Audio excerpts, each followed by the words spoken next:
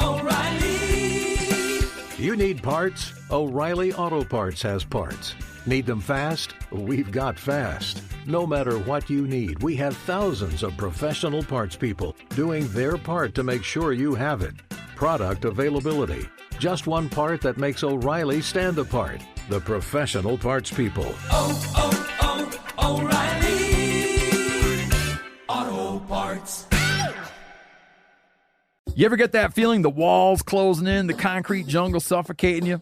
You crave some wide open spaces, the chance to connect with nature, maybe in a spot all your own. Well, head over to land.com. They've got ranches, forests, mountains, streams, you name it. Search by acreage. You can search by location. You can search by the kind of hunting and fishing you're dreaming of. Land.com. It is where the adventure begins. There's nothing like snook hook sets at dawn or catching a tarpon in the moonlight. Find your next fishing trip made easy on fishingbooker.com and experience the magic of the Sunshine State or any other destination on your fishing bucket list. Book a blue water adventure in search of sailfish or go snapper fishing with the kids. With over 6,000 captains and trips to choose from, planning your next one just got a whole lot easier. Download the Fishing Booker app on the Google Play or App Store, or visit them online at fishingbooker.com to book your trip today.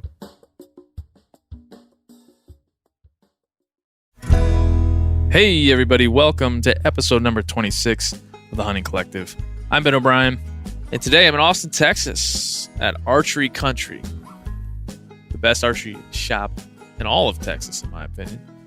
And I'm joined by a living legend, a man that deserves more respect than anybody I've ever met. After you hear his story, I hope that you will feel the same. His name is Omar Avila.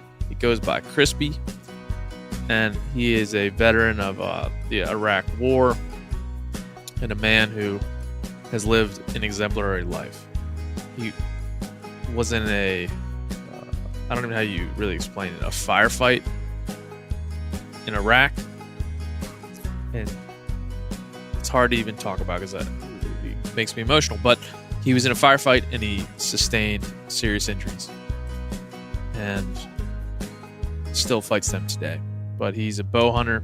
He is a man of character, a man of conviction, and somebody that we can all look at and thank for not only his service, but the person that he is. So without further ado, on our final lap in Texas, I wanted to talk to this Texas native hero, a man who defines what this state is all about, what this country is all about, and what life is all about.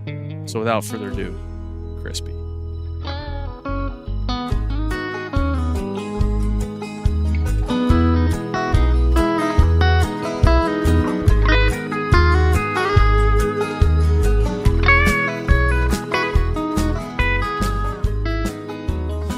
Crispy.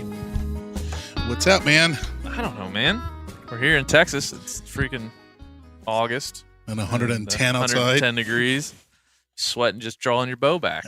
You know, I sweat everywhere I go, especially when I'm using my bow. So. Yeah. But that means hunting season is upon us. Just, a few weeks ago? I mean, away? A few weeks away. Are you going to dove hunt this year at all? Or yeah. Are you? Yeah. That's what I'm looking forward to. I was talking to Tyler. I want to get one of the front broadheads on my bow, and if I get bored, try to sling one at them. You gotta let me know if that starts working out for you. You get better with a bow than I am with a shotgun. Oh man, they're tough hunting. That's right, but it is Texas. That's like the religion down here. You got to go dove hunting when it opens up. Were you born and raised in Texas? Man, I was actually born in Mexico. Okay, but I was raised in Texas. It's in Brownsville, which is South Texas. It's a little different than the rest of Texas. So what tell me about your upbringing, man, because I know a lot about your more contemporary story, starting with your military service, but what was life like coming up? Man, so I was 9 years, I was actually 8, and my dad from the U.S., served in the military, did all that good stuff. Met my mom in Mexico, got married. My mom wanted to live down there for a while, and then finally We were 8 or 9, and she's like, I want to move. So we migrated from South Mexico up to Matamoros, which is right next to Brownsville. And my dad was trying to do everything legal. I mean, to try to get us over, but it was just going to take forever. Yeah. And my dad got tired of commuting from the U.S. to Mexico every single day just for work. And this is awesome because I've never told this story on another podcast ever before. I like it. So my dad had this old school LeBaron convertible, and one day, man, he was just fed up, and he's like, I don't care, I'll pay all the fees. And I didn't know what the hell my dad was talking about. So my dad brings brand new clothes for my brother, my sister, and I. My mom's dressed up, and we got balloons and gifts, and I'm just like, oh, we're going to a party with a friend or something. And next thing I know, we're going over this bridge, and I just looked at my mom, and my mom's praying, man, like hard, just praying. I've never seen my mom. Yeah, everything. Yeah, I mean, growing up Mexican Catholic, obviously, and she's praying and got a rosary in her hand and whatnot. But before all that, my dad looked at me, and this conversation was in Spanish, but he told me, if they ask you something, we're going to a party. He's like, you're the oldest. I need you to memorize this word. So he said party. So I'm sitting in the back, trying to be a good son. I remember this word, and we get to this booth, and I had no idea who the guy was, but he's in a uniform, and I'm like, what the hell, is this a checkpoint or something? I don't know. And he starts talking English to my dad, asking him where we're going, and my dad's like, oh, it's one of their cousins' birthday. We're going to McDonald's right across here, and we're gonna go, celebrate a birthday. And he looks over at my mom. My mom doesn't speak English at all, and he goes, you a citizen? And my mom just laughed, and she goes, yes. And he looks over at me and he goes, where you guys headed? And I just looked at him and I was like, party, and had a bunch of balloons in my hand. And the guy said, go ahead. And that's how we crossed the border. Wow. Yeah. And so the most interesting part of that is the balloons. Yeah. Were the balloons like a staged, like if you were holding balloons, it would be more convincing? The whole thing was staged because he had balloons. We had gifts that were wrapped. I mean, it was just, there was nothing in them, but they were wrapped. Bless your dad for putting that together, man. Oh man, he got us awesome. Across. That was during the summer, and summer ended, and then I started the 3rd grade. Wow. That same year. In Brownsville. In Brownsville, yeah. So ever since I grew up there, played football, basketball. Wow. The whole 9, man. So you had immediate place to live, like you had all. He already had a house, everything. He had it planned, so it was all of his eggs in that basket, and so this is how we're gonna do it. And I appreciate his creativity, man. Yeah, so it was, it was crazy. Do you ever? I mean, when that happens, do you feel like, when did you figure out that's what had happened? When you started living there and never went back to Mexico? Yeah, actually, when I went to school that first year, because everybody there spoke English, and I had no clue what was going on. It was catch up or get left behind. So I made it one of my missions early in life was when I got home, I would pick up a dictionary and try to learn an English word and implement it in a sentence when I went back to school. And watching TV played a big role. Watching all the, the stupid shows like Power Rangers and Ninja Turtles and all that. Yeah, so picked up a lot of words from it. And you know what they say, man, and I've heard it in a bunch of different podcasts, is when a child can develop the brain and learn a new language opposed to an adult, it's a lot harder. Yeah. And it was easy, man. I picked it up really quick. And that was one of the things my mom always said, learn as much English as you can at school, but when you come home, Spanish. So she wanted us to be bilingual and have that for the rest of our lives so we can use it anywhere we go. Well, and in most countries around the world, they're, children are bilingual. You go to Canada and most children are bilingual. Go to anywhere in Europe, most children are, trilingual, if that's a word. We just in America, we get lazy. We like American. Well, I mean, if you think about it, everywhere you go, everybody speaks English. No matter where you at, everybody knows the language or somewhat knows the language. So that's why we get lazy. And then, was your childhood normal? Do you feel like after that you just felt like a normal American kid? It was all American, man. And just, mom and dad had 2 jobs trying to support us, raise us right. I take care of my brother and my sister. Being the oldest, grew up playing football, basketball. I was like all American in high school. Had opportunities to go play football at different universities here in Texas. I mean, it was just all American upbringing. It was just, South Texas and hunting, and just kind of. It was a whole 360, man. I never would have thought, that I was born in Mexico or anything. It was just, it was kind of all the things that you experience growing up here. I got my first pair of boots. I got the first time to ride a bike or a horse, and first time I went dove hunting. It's just just the upbringing of being an American. It was just there the whole time. Yeah, happy childhood sounds like. Yeah, I mean, I had a blast, man. My parents were amazing.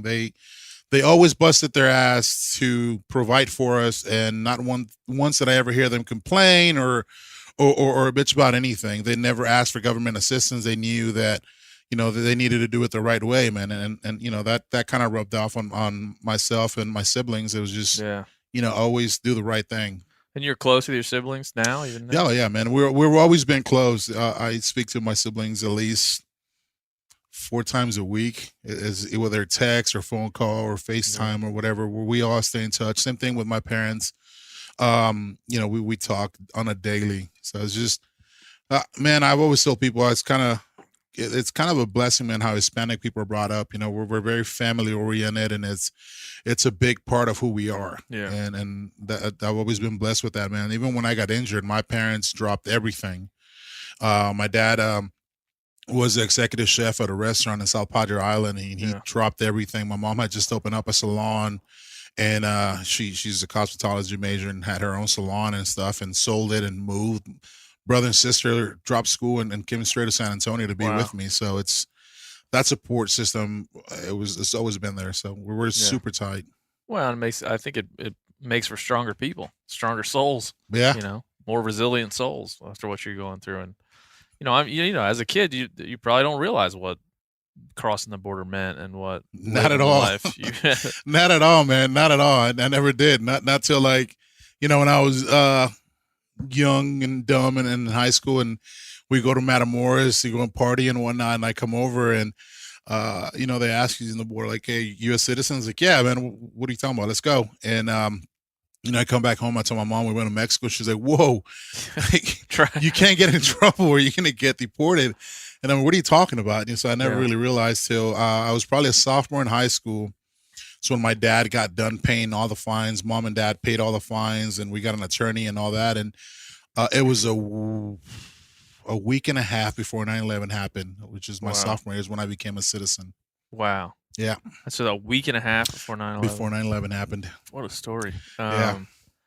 So when 9/11 happens, I think probably something changed in you a little bit. You start feeling a need to serve or a call to duty, as it were, without being too hyperbolic. Yeah, no, man. And it's the same thing that millions of other guys, they heard the calling, and it was the same thing for me.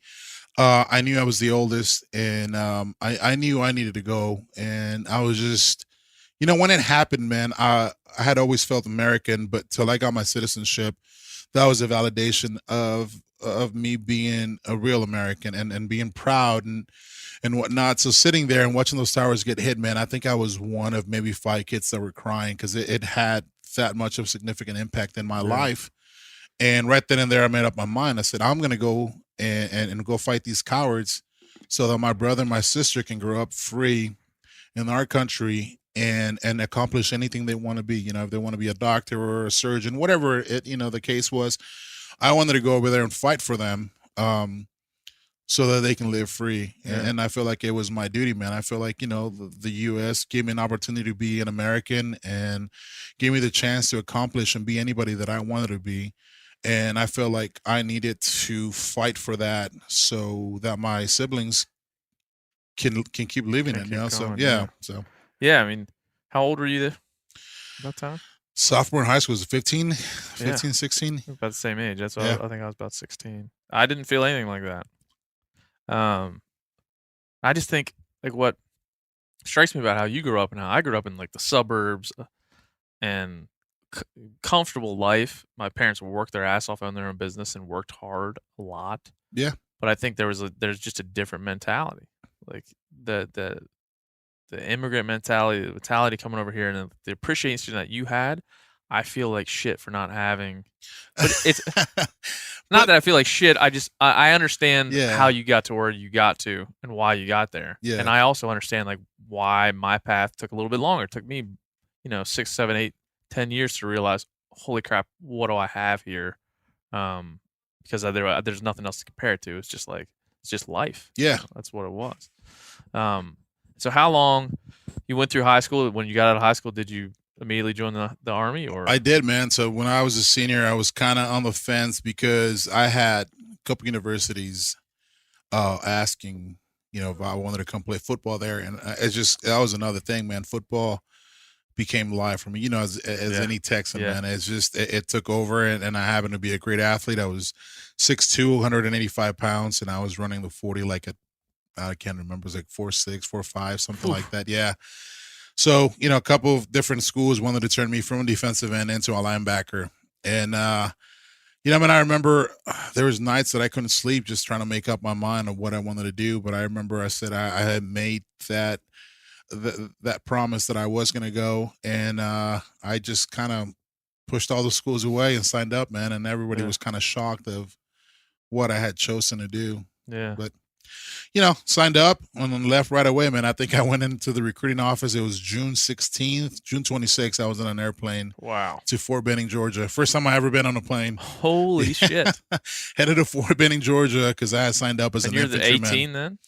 I was 18, yeah. 18? Yeah, 18 years old, brand new, man. I'd never been gone from home more than like a week or something. So what's that moment like when you're on the plane going to Georgia and you realize I'm flying away to a strange place to join this thing?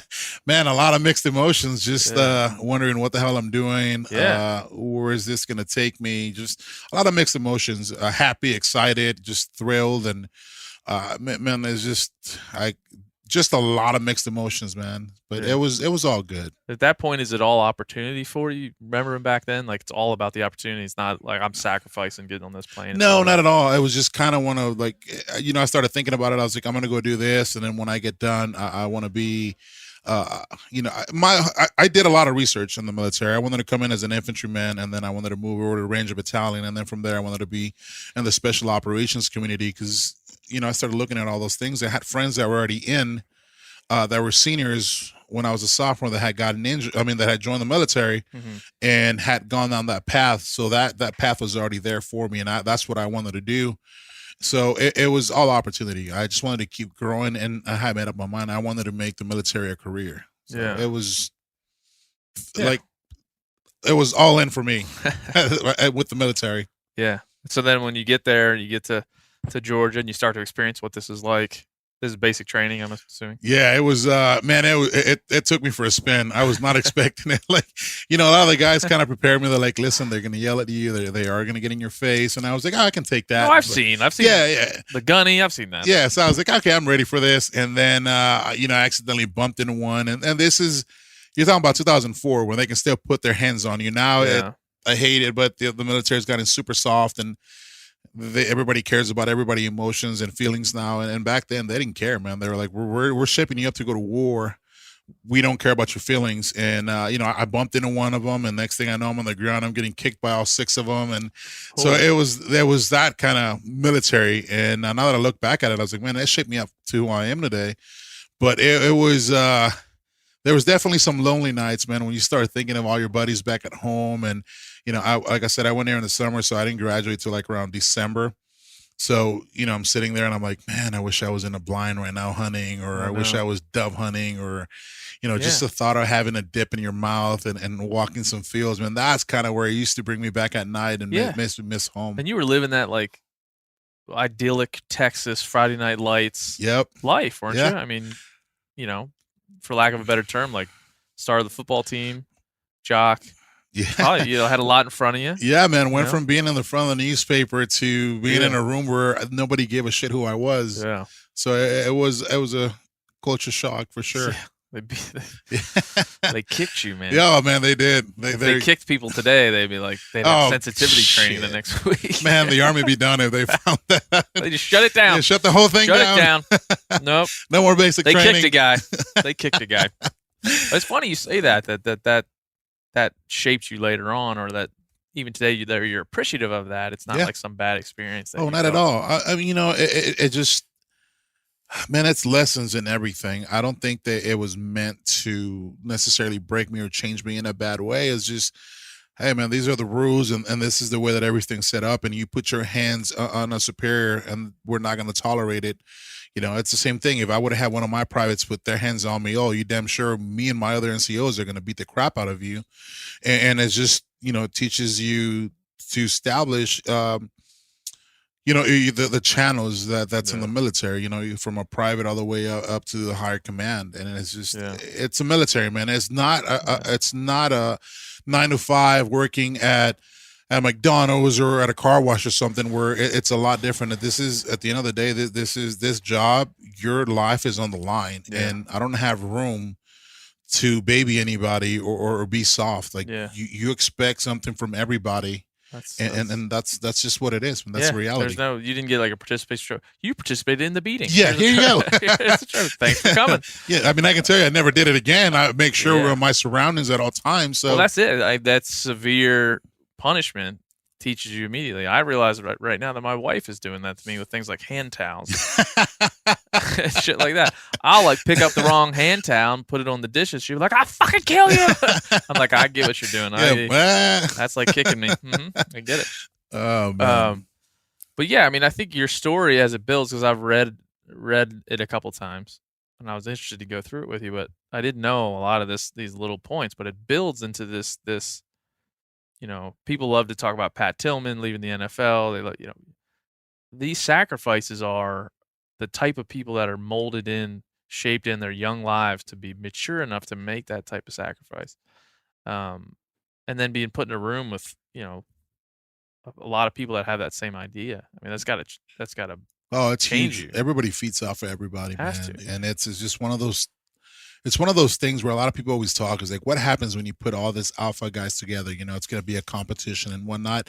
And that's the complete opposite there. Everybody understands that it's a team and everybody's got to work together. Yeah. And I've always heard everybody kind of talk about like, oh, all these betas and blah, blah, blah, blah. And it's just like, dude, you don't understand. You got to have all these betas and then one alpha, because if that alpha goes down, this beta is going to step up. Yes. So it's just a team environment, man. And you got to understand, when you put all those type A personalities in the same room, it's bigger than all of us. It's bigger than your ego and what you think you are. It's a whole group. Yeah. So it definitely was. It's life changing, and I loved it, because I can work with people like that and not take it to offense and be like, well, he's trying to outdo me, I'm going to do him. It's just like, I'm at that level that I completely understand. And respect. Yeah. Yeah. So you're in basic training, and then what's the next step for you?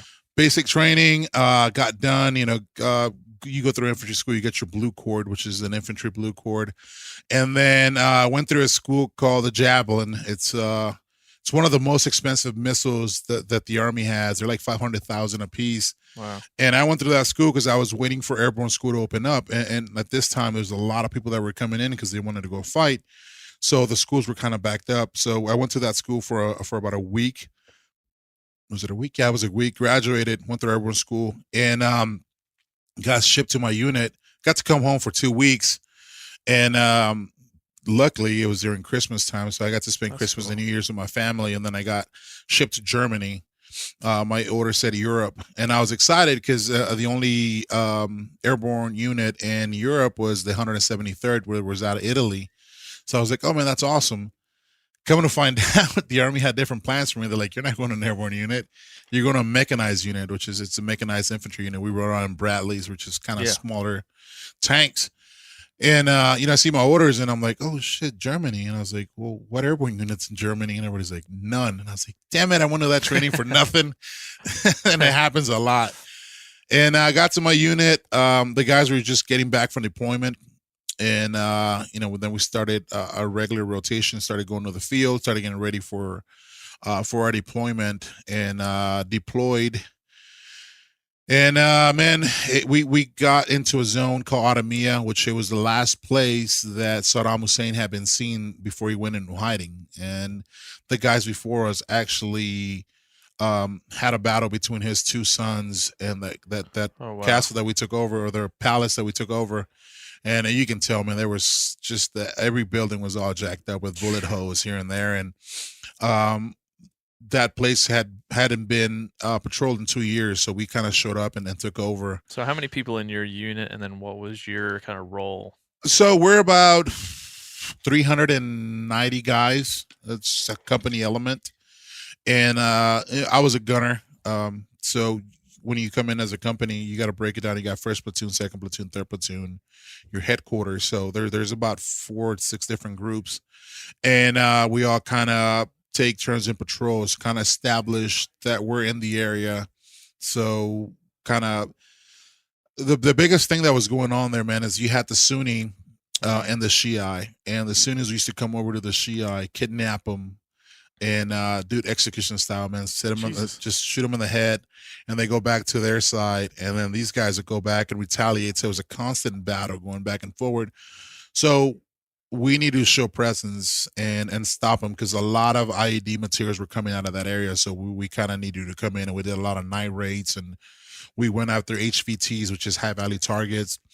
There was a lot of guys that had betted themselves in that area that were supplying millions and millions of dollars to people all over Iraq to buy products to make more IEDs and ammunition and guns and all that stuff. So that was our main goal, was to come in and capture these guys, whether they be dead or alive, and bring them into justice.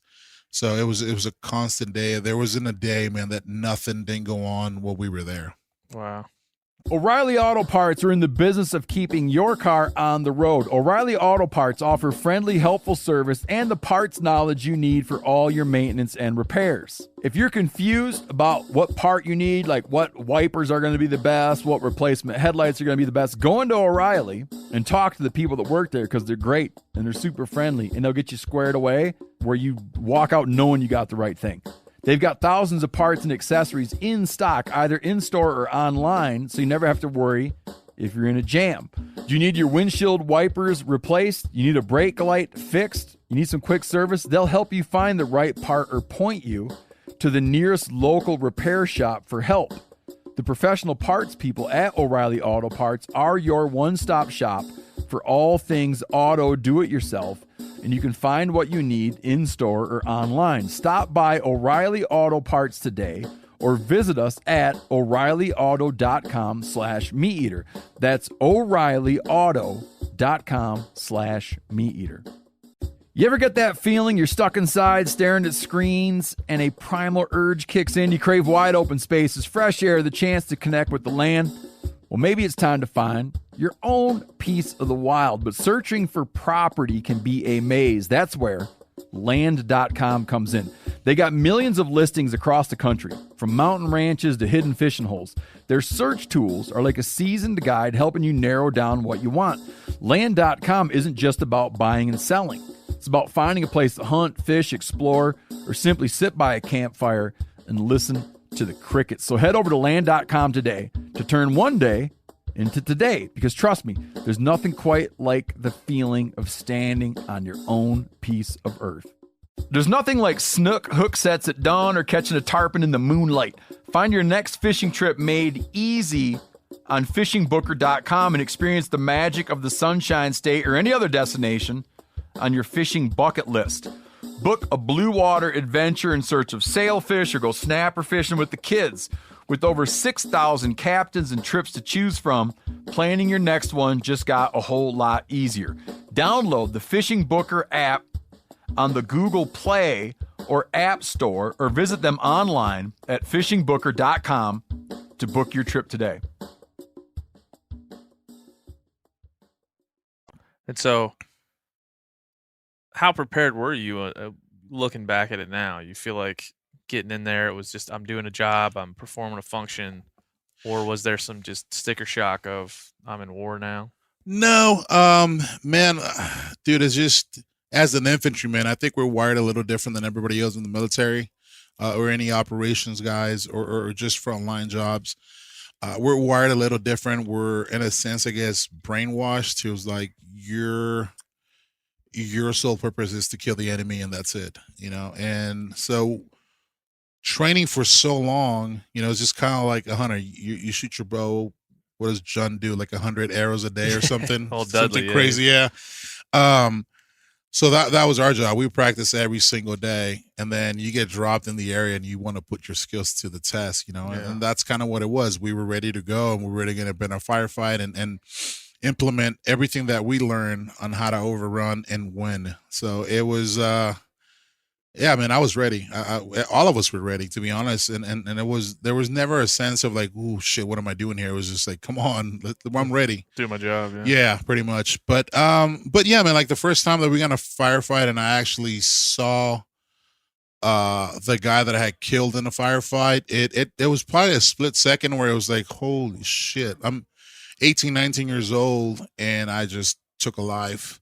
Yeah. But it was as soon as you process that and you let it go because it's part of your job, then it's behind you. Yeah. And honestly, man, it was one of those things where it was like he was trying to do me in and I beat him to the punch. So next one type deal thing. And you can't let that consume you because the minute that it does, you can't perform your job at 100%. And that's when you start getting complacent or you start making mistakes that could cost somebody else's life. Yeah, it's got to be an efficient machine. You don't have time to let your own personal feelings get into Pretty much. You're a machine when you're there. Yeah. And so, what year is this, by the way? 2007. 2007. Yeah. I'm trying to, as you're talking, think where I was, like some dumb college. So it was 06. So sorry, we got there in 06, but yeah. Yep. And so you're there for, how long are you there for, a year or so? So we were supposed to be there for a year, and this is a time where the surge had happened. So there was a lot of fighters coming in from Syria and a bunch of different places. So the fighting was really good, and that's when President Bush decided to extend us from 12 months to 15 months.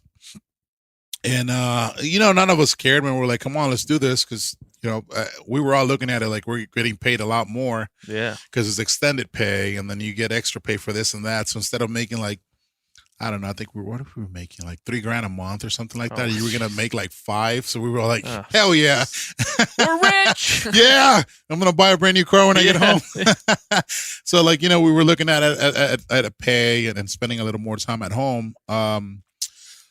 So I'll jump into it like the day that I got hurt. So we were already there 11 months. And, man, it just started off like any other day, dude. It was November 14th. And I'm sorry, May 14th of 2007. And we rolled out, man. And we were a 5-vehicle convoy. There was I was in the 3rd vehicle in the middle. And as we're rolling out, it was like 6 a.m. An IED goes off and it hit the last vehicle. Well, thankfully, it was a small one. I think they were trying to line us up for the much bigger one, and the small one goes off. Explain IED, by the way. So an IED is an explosive device that they kind of either shape it or hide it in the road, or they can dig a hole and plant it. So it's an improvised explosive device. That's what it is. And so small little bomb goes off. It just blew the spare tire. And so we were like, okay, we're ready to go. We assess the situation. We get back and we start patrolling. And man, around, I don't know, like 8:30 in the morning, I just had like this eerie feeling. I was like, man, there's something going on. It's too quiet. There's nobody in the street. Like, what is going on? Like, there's just something fishy about this. And as we were doing that, we were traveling north. We started getting engaged from our left-hand side. And on that road that we were on, the only way you can turn was to the left. So we're rolling, and the first 2 vehicles just start getting pounded by an AK. They couldn't turn, so they pushed forward, and we turned from the incoming fire, and I just opened up on my 50 cal, and I remember seeing about 5 of them, and I dropped about 3 or 4 of them. One of them got away, and as soon as we do that, we all came back into formation. But this time I was leading the lead vehicle, and as we do that, so you're like in a turret. I'm in a turret. I was a gunner. Okay, so I'm in the gunner behind a 50 cal. Yep. And as this happens, we come back into formation, and I see enemy in front of us again. And I'm telling my driver, we got enemy in front. Let's go. So we start going. I start opening up fire, and I remember going over a bump. And we've been there 11 months. I knew the real like the back of my hands, man. I knew where we were at. Yeah. I knew everything. And I remember going on that bump, and I just took a second, and I closed my eyes, and I was trying to process everything. I was like, wait, that shouldn't be here. We're on this. Nope, that should not be there. And then as I was doing that, the loudest IED that I've ever heard went off. And at this point, I've been blown up about 11 times. So it was, I knew an IED in Your this vehicle had been hit by IEDs, or you yeah, just been... every other vehicle that I was on had been hit by an IED about 11 times before I really got injured. And you're very uninjured by those, or just concussions and scrapes here and there. So I remember this one, and this one was just loud. And the guys behind us hit the vehicle, went up about 3 or 4 feet in the air. And we were lucky because it was a command detonation IED. So what they did is there was a house on the right-hand side, and they had dug a hole away to the street and packed it with explosives. And command detonation, the guy that was inside panicked because he was supposed to hit it in the middle of the Humvee, so split the Humvee and kill everybody. So he timed it wrong, and he hit the back side of it, hit the fuel tank. Vehicle goes up, it comes down. Now in that vehicle there was 5 of us. The driver was Catterton, I was a gunner. We had TC Campos, Fleming was in the back, and we had Harkey behind the TC, which is the truck commander. And vehicle goes up, man. I come down, and when I hit the platform of the gunner's hatch, my legs kind of gave out a little bit, and I fell down to the right on Harkey's lap. And I remember looking at Harkey, and man, his eyes were just white. He was dead. He was killing the impact. And I remember looking at him, and he was just, his body was so, it felt weird, man. He was just so loose and limp. Like you can feel like every bone in his body had broken or something. And, I looked at his eyes, and they were just white, and I was like, man, he's dead. And in our world, man, you either come home alive or you don't. I never knew there was such thing as being injured and coming home and living somewhat of a normal life. That was not in my job description. So I'm laying there, there's fire around me. I look to my left, Fleming jumped out, and I see him running on fire. It was so slow, but so fast. And then our driver got out, and I remember Campos couldn't get out because the fire had burned his equipment into the seat. And he's grabbing me and telling me to get out. And I was like, man, I'm good. Like, yeah, this is it for me. And he's like, get out. And I remember I was making peace with God, because at that point we had lost about 18 guys that I saw on a regular day. Like on a regular basis, I saw these guys, and we had meals and stuff, and we lost that many guys. And you knew the reality. Yeah, seeing it. It wasn't like, somebody died. You knew. Yeah, and seeing the bodies and stuff over your fellow soldiers, it was just kind of, it angered me, and I blamed God. I was like, how can you allow this to happen? We're here to do something good, and you're letting my brothers get killed. So I was mad at him, and for a while I didn't believe in him. But as I was laying there, I was making peace with him, and I was asking him to take care of my brother and my sister, and most importantly, to take care of my mom, because I knew my mom wasn't going to take it very well. And I knew my dad was going to be okay. Being a military guy, he knew the risks that I was taking and what comes with that job. And so I'm laying there making peace with God, dude. And I just remember feeling like this inner light in me. And until today, man, I credit God 100%. But something inside kind of reached over and said, not today. This is not where you die. Get up. And I got up, and I manned that 50 count. I started shooting back to make time so the guys can come on and get Campos out. And they did. And as that happened, that vehicle, we had extra grenades, extra ammunition. So things started cooking off, with all that heat, things started exploding, and a grenade went off and peppered me all on my right side. And at that point I said, all right, now I need to get out. So I climb up the gunner's hatch, and as a gunner, you're taught to jump from the top onto the engine and then down, because it's about 6 feet high. Yeah. And I looked at the engine was on fire, and I was like, there's no way that I'm going to be able to do this without going down with the engine and dying there. So I looked at the back, couldn't do that. So I jumped to the side, and when I jumped down, I was still on fire. My body was still burning. Both of my femurs broke. So I remember being there, and I was like, oh, shit, I'm still on fire. Stop, drop, and roll. Well, I had already dropped, so I rolled. And man, until today, dude, I want to find the guy that invented it and beat the shit out of him, because it doesn't work. I rolled and the fire was not going off. Jesus. Then finally, one of the guys kind of rolled up on me and put me out with a fire extinguisher, and he said, hold on, I'll be right back. I'm going to go get help. Well, as he said that, the insurgents, about 30 to 40 of them, were coming towards our way, shooting already. They were trying to finish the whole platoon off. And, I can't blame him. He got busy shooting back and whatnot and kind of slipped his mind. So I'm there and I managed to grab my M4 as I jumped out. And there was a door behind me. So I saw it. I started pushing myself towards it. I turned around took about 3 shots to the door just to make sure nobody was coming out of it. And I started scanning the rooftops where there was guys in the rooftops. So I started shooting, trying to divert them from shooting the other way. And as I did that, man, it was kind of like the scene of Black Hawk. You remember when the choppers come in and all that brass comes down? Yeah. Well, 2 Black Hawks were in our AO, which is our area of operations, and they had seen the smoke come up. So they came to check it out and they noticed that it was us. And so they established communication with the guys on the ground and told them where we were at. So these guys came in and just started smoking all these dudes from the top. We got very lucky. So they took all these guys out and just brass falling everywhere. And I was just like, oh, shit. And I remember laying there and I ran out of ammo. So I'm just sitting there waiting for somebody to see me. And one of my guys was running by me and he looked at me and he's like, dude, are you alive? And I'm sitting there, look up on him. And I was like, I think so. He's like, oh, all right, we got to get you up. And I was like, I think my legs are broken. And he takes a quick glance at me and he goes, no, you're fine. And I was like, okay. So he picks me up and, I put a lot of my weight on him. So I was able to walk. So we walk to the next Humvee. And as we get to the next Humvee, he goes, all right, dude, I got to let you go. I got to open the door because these doors are up armor. They're about 500 pounds. And I said, cool, don't worry about it. So he lets me go. And as he opens the door, all that weight goes back on my femurs and they break and I just fall back. Oh. And I remember watching him, the Humvee, and then the sky. And he just comes over me and he goes, oh, shit, are you okay? Are you okay? And I was like, dude, I'm fine. I was like, but I told you my legs were broken. And he's just looking at me in shock. Well, man, my adrenaline was so high that I couldn't feel it at all. And he grabs me and throws me inside the Humvee. And he's like, I'll be right back. I'm going to go get the medic. And I said, okay, go. Well, as I'm sitting on that Humvee, the driver was a replacement. Brand new guy. First day in theater. First day out the wire. And so he's freaking out a little bit. I can't blame the guy. It's his first day. Yeah.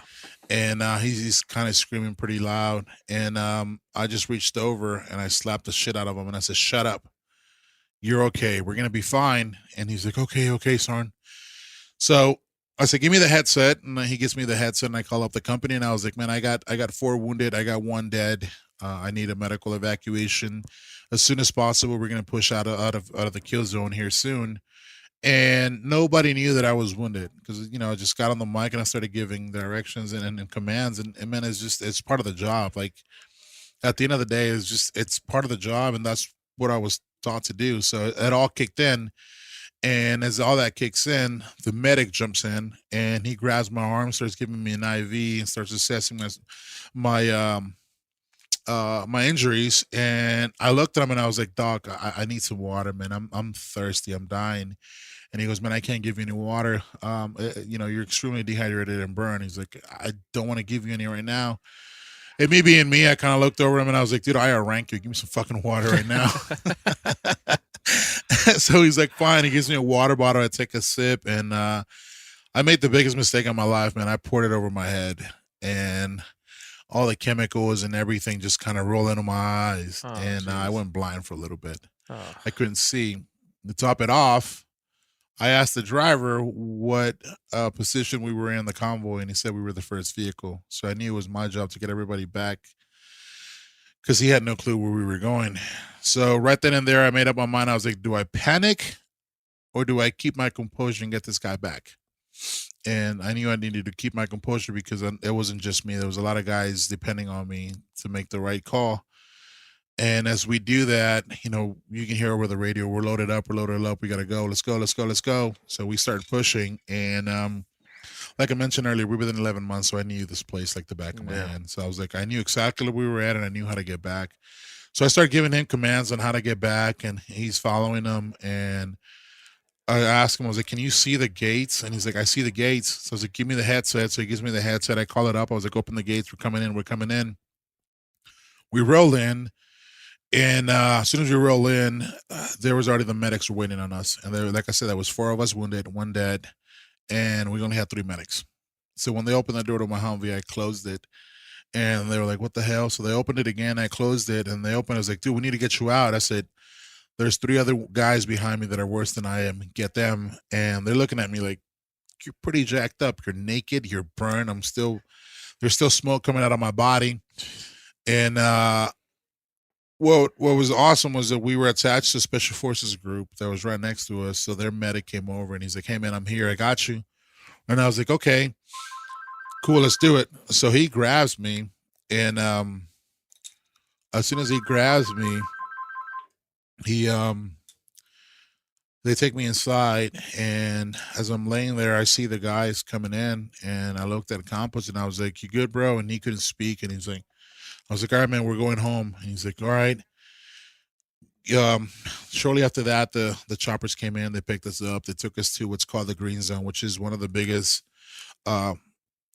forward operating base in Iraq. I mean, it's a small city, and they had a full hospital there. So we fly into there, and I remember getting there, and I remember watching the guys come in, and that's all I remember. Then after that, man, I don't remember everything for about 3 months. I was in induced coma for about 3.5 months.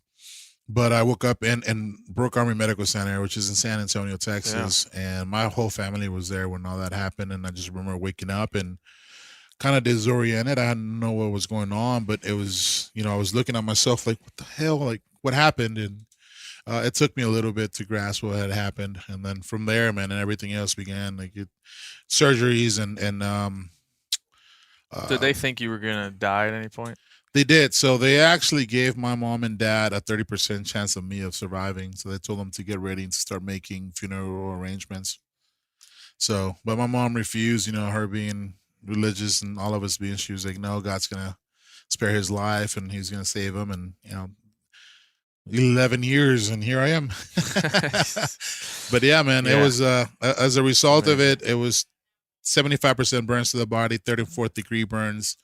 Lost the right leg below the knee on the right side, and I think I'm at 102 surgeries since then. Jesus. Yeah, but hey, I'm here, man. Can't complain. Here. Yeah. You got a smile on your face right now. Even telling the story. The shocks. Oh man, it's part of life, man. It's just, whether it's that or I think we as people accomplish a lot of things in our lives. There's a lot of obstacles, and we don't give ourselves enough credit. We sell ourselves short, and we get wrapped up about stuff that doesn't matter. Yeah. And opposed to being happy and just celebrating life every single day, man. We're here for a short time. Yeah. And I think people waste a lot of time in being negative or fighting with other people and just taking things way out of hand. So, man, I try to live as happy as possible and try to give as much as I can and try to share my story with as many people as I can, because if it makes it an impact on theirs, man, that's all that matters. Yeah. I mean, what strikes me about the way you tell the story is just the nature with which, as you tell the details of your experience, because you're only living through your experience. You can't, I'm sure you talk to your other teammates and folks you served with. And that's important. But what's more important is that you never addressed, during telling all that story, the pain or having looked down and seen your body during that time, or, any point of realizing what was actually happening. You were dealing with what was right in front of you and dealing with the safety of others and dealing with your duties rather than dealing with what was happening to you at the time. O'Reilly Auto Parts are in the business of keeping your car on the road. O'Reilly Auto Parts offer friendly, helpful service and the parts knowledge you need for all your maintenance and repairs. If you're confused about what part you need, like what wipers are going to be the best, what replacement headlights are going to be the best, go into O'Reilly and talk to the people that work there, because they're great and they're super friendly, and they'll get you squared away where you walk out knowing you got the right thing. They've got thousands of parts and accessories in stock, either in-store or online, so you never have to worry if you're in a jam. Do you need your windshield wipers replaced? You need a brake light fixed? You need some quick service? They'll help you find the right part or point you to the nearest local repair shop for help. The professional parts people at O'Reilly Auto Parts are your one-stop shop for all things auto do-it-yourself, and you can find what you need in-store or online. Stop by O'Reilly Auto Parts today or visit us at O'ReillyAuto.com/meateater. That's O'ReillyAuto.com/meateater. You ever get that feeling you're stuck inside staring at screens and a primal urge kicks in? You crave wide open spaces, fresh air, the chance to connect with the land. Well, maybe it's time to find your own piece of the wild, but searching for property can be a maze. That's where land.com comes in. They got millions of listings across the country, from mountain ranches to hidden fishing holes. Their search tools are like a seasoned guide helping you narrow down what you want. Land.com isn't just about buying and selling. It's about finding a place to hunt, fish, explore, or simply sit by a campfire and listen to the crickets. So head over to land.com today to turn one day into today, because trust me, there's nothing quite like the feeling of standing on your own piece of earth. There's nothing like snook hook sets at dawn or catching a tarpon in the moonlight. Find your next fishing trip made easy on fishingbooker.com and experience the magic of the Sunshine State or any other destination on your fishing bucket list. Book a blue water adventure in search of sailfish or go snapper fishing with the kids. With over 6,000 captains and trips to choose from, planning your next one just got a whole lot easier. Download the Fishing Booker app on the Google Play or App Store, or visit them online at fishingbooker.com to book your trip today. Man, it's just part of the job, man. I can't stress that enough, man. It's just everything kicks in because it's just, it's second nature. You practice to do that so many times, and when that situation presents itself, you know exactly what to do. And it's just, I think I keep saying it's kind of like hunting, man. You practice so much and you make different things and different adjustments to your scope or your bow or whatever it is that you're hunting with. You know where you got to place a shot, or what do you got to do if you don't. So it's the same thing, man. It's the same thing in the military. You train for every single scenario you can think of, and we had trained for that. So it all just kicked in. Yeah. I wasn't doing something extraordinary or being a hero or anything. It was just what I was taught to do. Yeah. It just kicked in. So. Yeah. Well, so you get back, you remember waking up in the hospital, and then many surgeries. Yep. Many surgeries. And then you get some awards at some point. Yeah.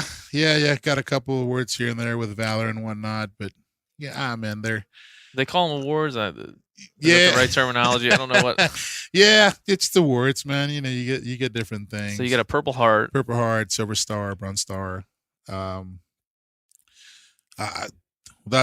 And I think it was like an Army Commendation Medal with Valor. Just a bunch of different. What's that mean to you now? Nothing. Yeah, that's what I figured. Yeah, that would have been my guess. Man, they're just man, I don't know how to explain. They're just stuff that you get for doing your job, and not that it's supposed to validate anything, but they're there more for putting them on your uniform and looking good when you go out and whatnot, or talking smack to your buddies and be like, you ain't got one of these.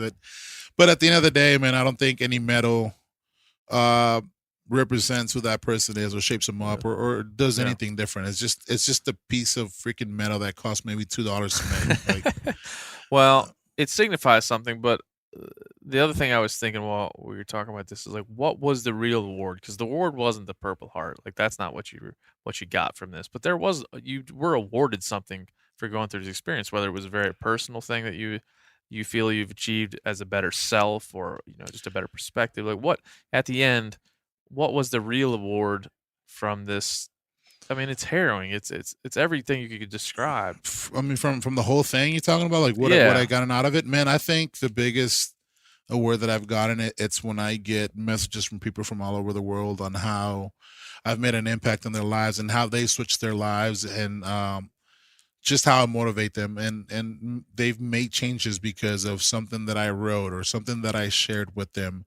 That to me is the award, when I can see something like that and knowing that I'm making a positive impact in different places of the world. That to me it's the most amazing thing, because I've been given this story and this life experience and able to share with other people to give them a different perspective in life or inspiring them in any way, and they take something from it, dude, that's the biggest award for me, because I get to keep the memory of my buddies alive, and people are going to remember them. And it's giving back, man. It's doing something positive. Like, we turn that whole negative situation into something positive. That to me is the biggest award. Yeah.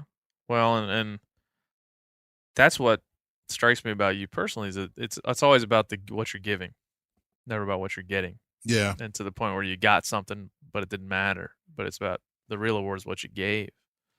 And that strikes me. The other thing I would say, you got all these injuries and you have to fight through all those. We don't need to go through the details in those, but then you get back to what is relatively normal life. I mean, I don't think you've ever had a normal life. Not really. Not really.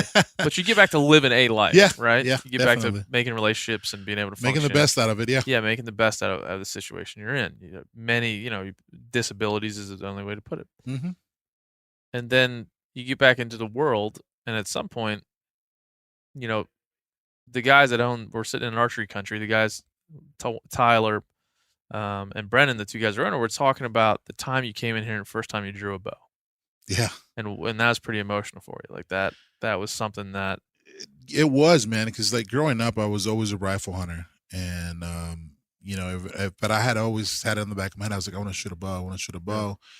And, I came here after hours with Tyler and Brennan, and I remember sitting there and I was like, man, I don't know how strong I am to pull a bow back. I was like, I know, and they're kind of laughing at me because they know I got world record titles in the Paralympics. And yeah, you were a powerlifter. Yeah, powerlifter. So they're like, shut up.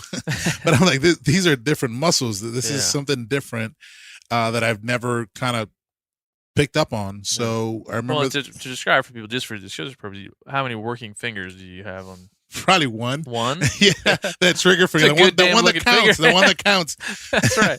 And so, yeah, the injuries are a part of it, too. I mean, it's not, you just don't have the same dexterity. Yeah, and that was the biggest thing, man. I told Brendan and Tyler, I was like, the thing that I'm scared of is that I'm going to hurt someone else around me, or I'm going to hurt myself. And I was like, and I can't afford to jack up my hands more than I already are.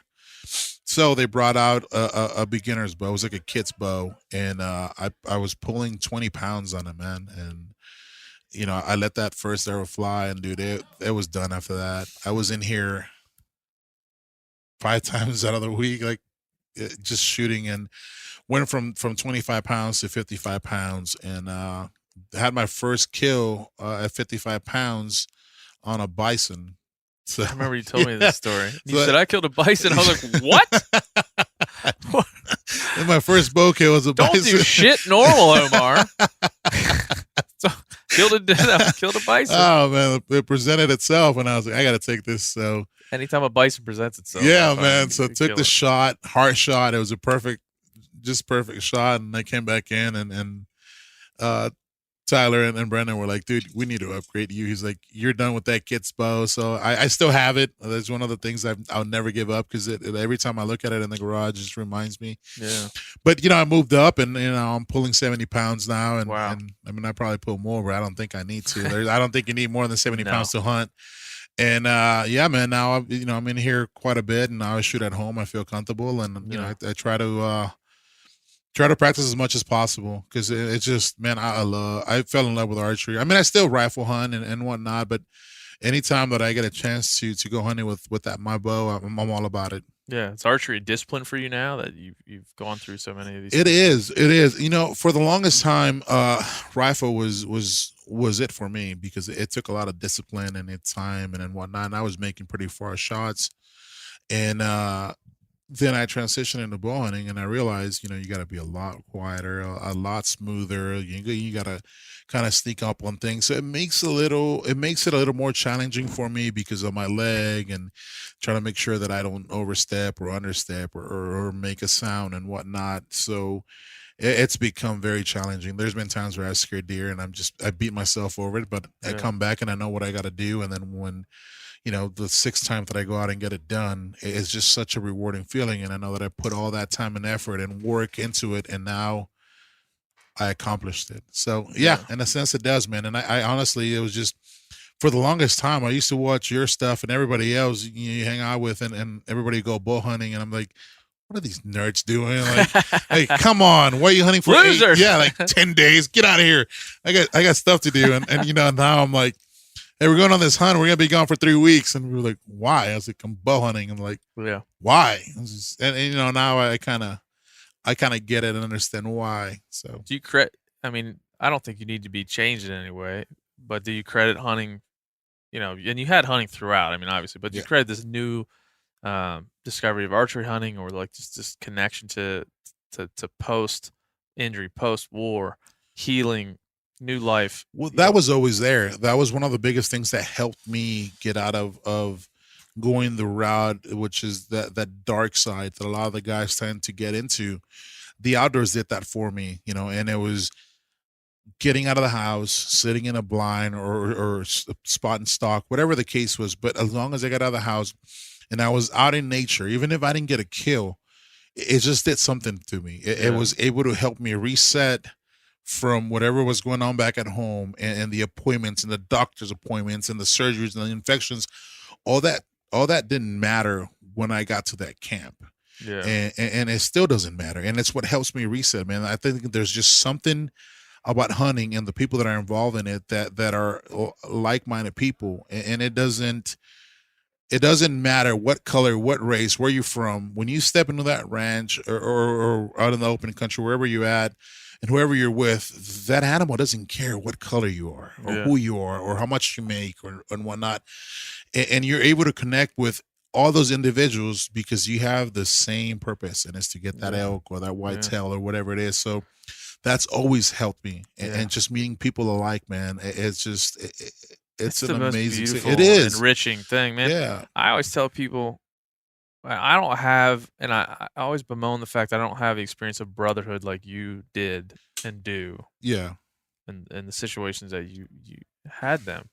But at the same level, if I've hunted with somebody on a week-long backpack trip, when I see them, the hug is not like, oh no, just seeing a dude you have lunch with once a week. It's just not the same. No. And it'll never, and you can't really articulate that to people. No, not at all. And in a sense, I think it is kind of the same brotherhood. I mean, different workplaces, different things, but the bond's there. Yeah. And it's amazing, man. Like I got military buddies and I got hunting buddies, and they're the same to me. Yeah. They're the same thing. That's cool to hear, because I always this jealous is not the right word, but always acknowledging what going through some hardship like that. I feel like it's the same. Yeah. It's about the same. And because like I said, I have the same feeling that I do for both of them. Even though I experienced a hardship with a group, but I've experienced, not killing something or bonding with that person over something else, whether it be growing up around the same neighborhood or the same town, or it's hunting, man. And you guys are going to do the same thing. It's like, I think they go hand in hand. Yeah. And I see if this is something that you would agree with, like hunting. So there's things in life that are flat experiences, like a roller coaster, for example, or any fun ride at the carnival. You do it, you get a high from it, you get fun, and then you come down, and it has no effect on your life afterwards. Not at all. It has no residual effect. It's a two-dimensional experience. You go up, you go hunting, and you get the same kind of joy and high that you might get from a roller coaster, but at the end of it, there's all these other benefits in your life. So it makes it this like three-dimensional structure in your life, and it has the same type of benefits. Is that what you've experienced? It does, man, because like I get the same feeling when I go hunting that I used to get when I was in a firefight. Yeah. The same adrenaline, everything's there. Yeah. And it's very relatable, and it doesn't end that day. You still carry it on the next day. You're still excited because you accomplished it, or you hold on to it because you didn't get that kill that day, but you're going to come back in a few weeks and try it again. And it holds hand in hand, man. Like, and a lot of people get upset or get weirded out by what the description or the comparison you just made, like firefight hunting, but you're not talking about the killing part of it. No, not at all. No. And I've always been a little irked by that. It's like, that's not what you're talking about. You're just talking about the experiential, the heightened sensibilities, all the things that you're experiencing. Yeah, everything is activated. You're super aware. You're hypersensitive to the noise. It's just you're aware of your surroundings. There's a lot of things that are implemented in a firefight. Yeah. And I'm glad you brought that up because I never mentioned the word killing. Yes. But it's just the same feeling. It's just everything. It just, there's a lot of similarities between the both without even having to kill anything. Yeah. And yeah, it goes hand. I feel the same rush that I did on a firefight when I get in a blind or when I'm walking and I come up on something. Do you ever think about your guys you serve with, or guys you really serve with everybody in the military, but guys you directly serve with or indirectly serve with? Is there any time that you've told somebody, "Hey, man, you need to go hunting. Like you're hurting right now. Get out in the woods." Yeah, my buddy that was the driver that got hit the day that I got hit. He got married, everything was going good, and all of a sudden got divorced, and he was in a rough spot. And I said, "Hey, man, I'm not the richest person in the world, but I was like, I got a little bit of money. I'm gonna buy your plane ticket, and we're gonna go hunt in San Angelo." I had a buddy of mine who's got a ranch out there, and allowed me to come and bring a couple other guys out. So I brought about 2 or 3 wounded guys and my buddy, and we went hunting for axes. And man, he just had a blast and got home to South Carolina, and he was like, "Man, thank you so much. That kind of reset me and helped me a little bit just to get away and not think about it." Yeah. And he's like, "And I'm in a much better place." And I was like, "Good." So, man, every time I get a chance, man, when I get people that call me up and they're like, "Hey, I got 2 spots and I got this whitetail that I want somebody to take," I just start kind of looking through my list, and I start looking at people that I know that need it, and I take those guys hunting. Yeah. And now, man, I get a kick of watching someone else get the kill than if I were to get it. Like, I mean, don't get me wrong, I still want to get that. I feel the same way as you. I'm like, I really would like you to kill it, but if it happens to walk by here, you're I'm shit cool with luck. that too, man.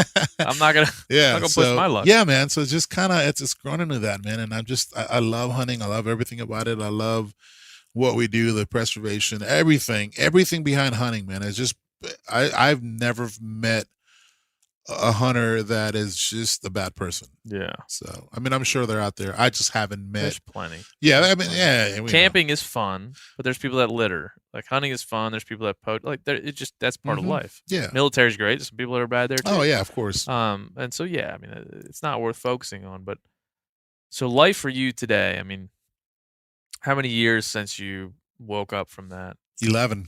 So you're 11 years. 11 years in.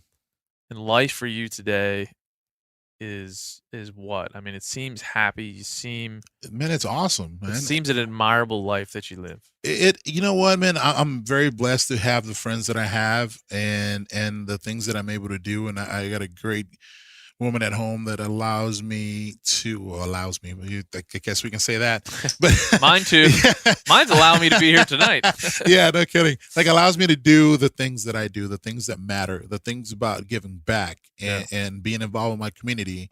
And then, all my buddies over at Black Rifle Coffee, all the stuff that we get to do and how we give back and how we make people laugh and all the skits that we make and, and then being here and doing events like these and shooting arrows and, hanging out with you and Dudley and everybody else is just kind of, I mean, I couldn't ask for a better life. Like, I was dealt a shitty hand, but, the next one that came around was a lot better. And, here I am today and I'm going to make the best of it, man, because I'm not throwing my second chance at life away. I'm not going to be locked up in a room feeling sorry for myself because no one's going to give a shit but me. No one's going to care. You're like, you know what? At a point, people are going to get bored of it.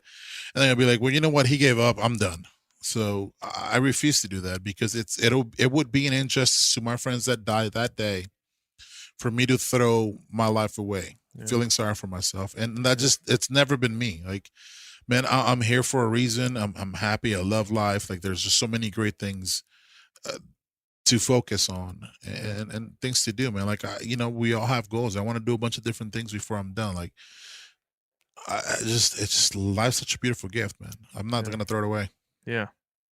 Well, I mean, like I said, through your life, even when you're sitting in a burning Humvee, you're giving, man. Like, you're giving to people. And your story's a gift. Like, you are a gift in my opinion. Thanks, man. And one of the things that struck me during the hurricane in Houston, how long ago was that now?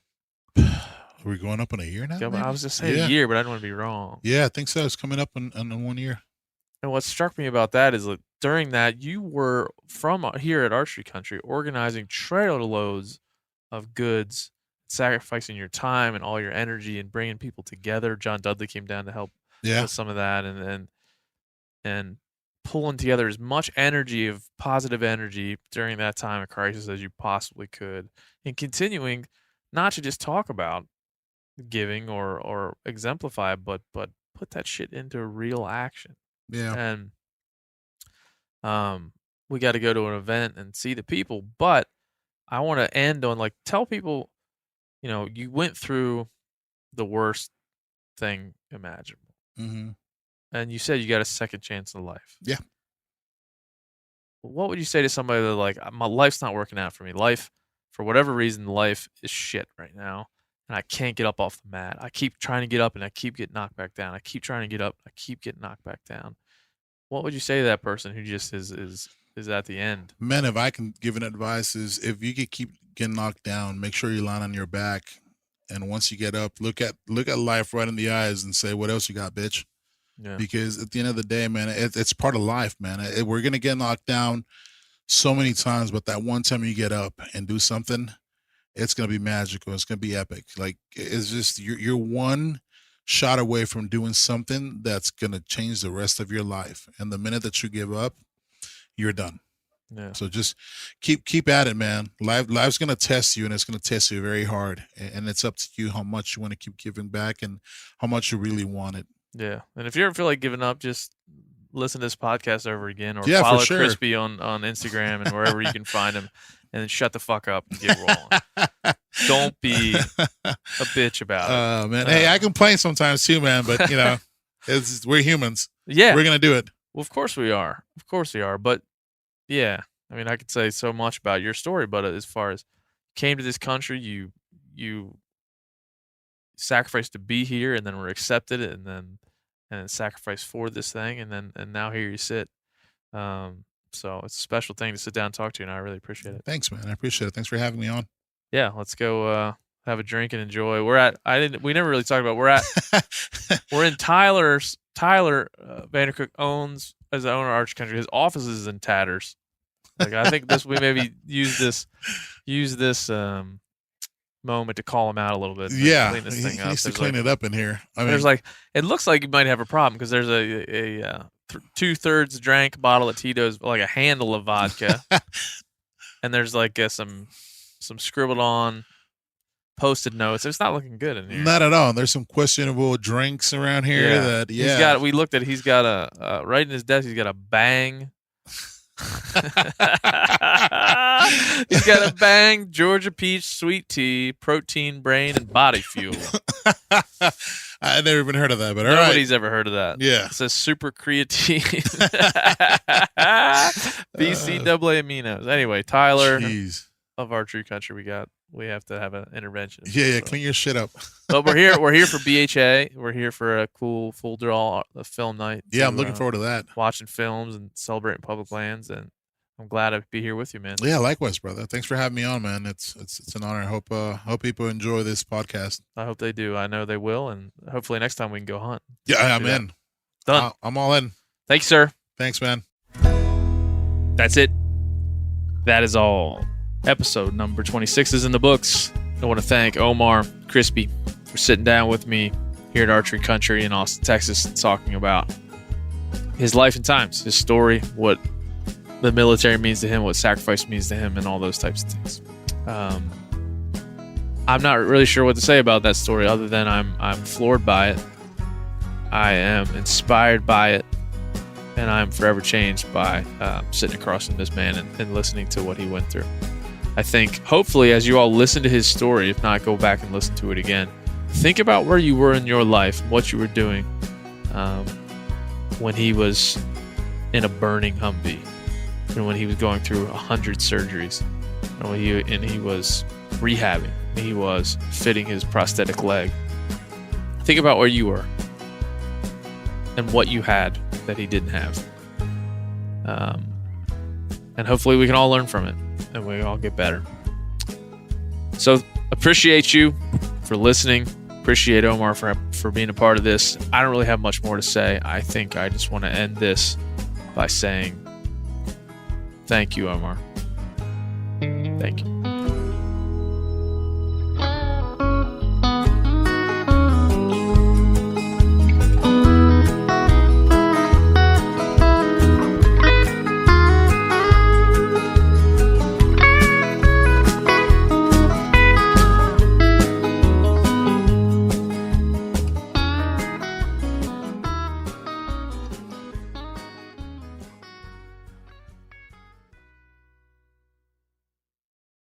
You ever get that feeling the walls closing in, the concrete jungle suffocating you?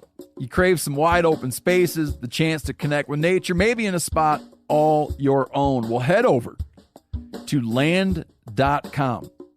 They've got ranches, forests, mountains, streams, you name it. Search by acreage. You can search by location. You can search by the kind of hunting and fishing you're dreaming of. Land.com. It is where the adventure begins.